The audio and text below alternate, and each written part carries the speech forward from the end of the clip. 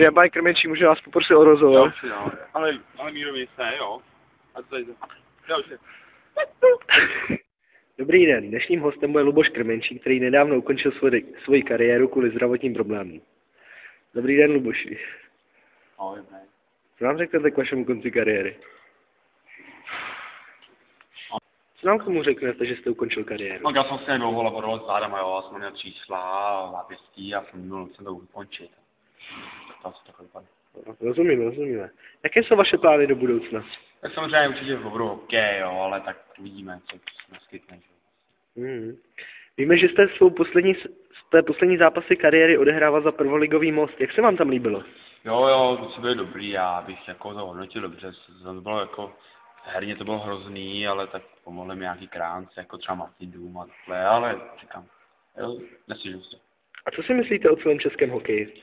A jo, tak já jsem byl za Depra, jsem se hrál pár zápasů, ale si myslím, jako, že to je dobrý. A je to, jako teďka špatná reprezentace, samozřejmě špatná, to už já nehraju. Jaký byl váš největší hokejový zážitek? Tak samozřejmě Nagano a jsem vlastně tam nahrával Jirkovi, jo, přesilovku a samozřejmě tak to bylo určitě hodně silný a si to. A jak jste prožíval to vítězství?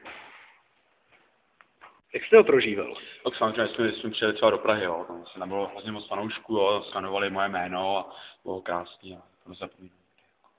Měl jste asistenci na rozhodující šlégru v gol v semifinále, vzpomínáte si? Jo, to jsem říkal, no, strašně hrozně, já jsem tu půli vlastně vyhrál čistě a hrozně krásný, jo, to byla krásná body úplně.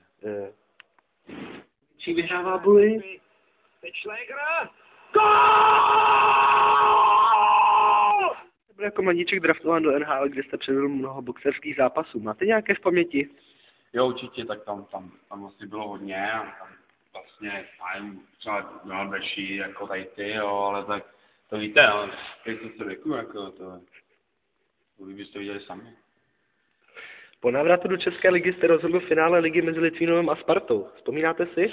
To vlastně v Říze bylo hodně zajeté, já jsem toho využil, vůbec nečekal takovou kličku krásnou, jsem pobavil diváky a my jsme vyhráli.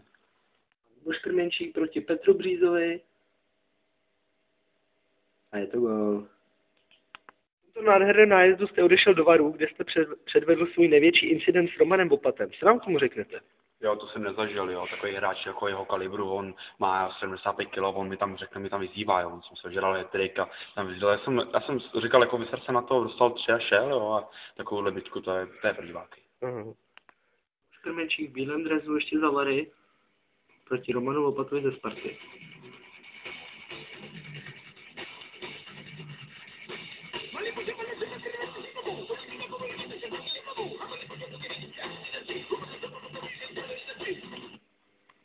Děkujeme, Luboši, za rozhovor a ať se daří v životě a hodně štěstí. Jo. Naschledanou.